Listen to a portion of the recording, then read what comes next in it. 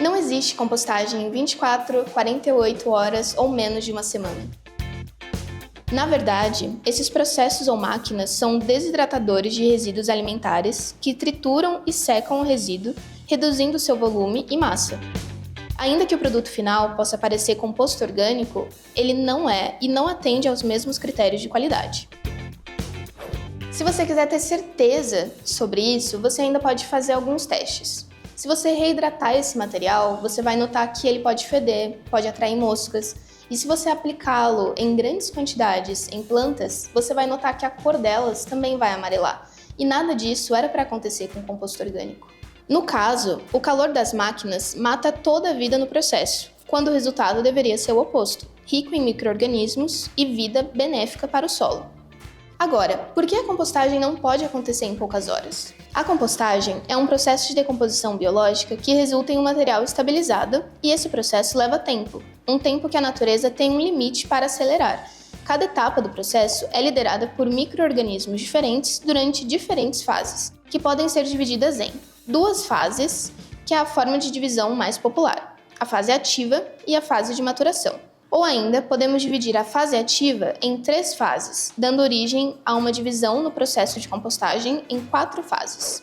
A fase ativa, também chamada de fase de oxidação ou estabilização, é a fase em que o substrato em compostagem tem capacidade de se autoaquecer pela geração de calor no processo de decomposição acelerada. Em geral, essa fase é caracterizada pela manutenção de temperaturas acima da temperatura ambiente, e indica que a atividade microbiológica ainda está alta e o composto não está estabilizado. A fase ativa ainda pode ser dividida em fase inicial ou de aquecimento, que é o período que pode durar poucas horas até dias, a depender do método de compostagem utilizado, e a massa ainda está iniciando o processo e gerando calor para entrar na próxima fase, que é a fase termofílica.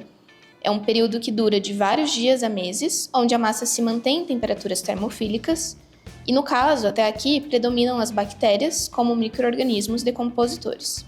E por fim, temos a fase mesofílica, ou de resfriamento, onde a massa inicia lentamente uma queda de temperatura em direção à fase de maturação, até chegar na temperatura ambiente.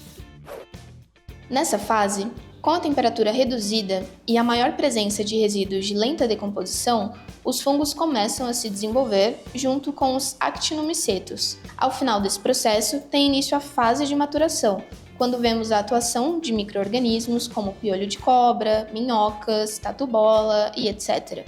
Essa etapa se inicia quando a quantidade de matéria orgânica a ser decomposta é tão reduzida que o calor não é mais suficiente para aumentar a temperatura. Assim, se inicia a formação das substâncias úmicas, compostos orgânicos complexos essenciais, quando temos o que chamamos de composto maturado ou curado, agora com uma coloração muito escura, próxima ao preto.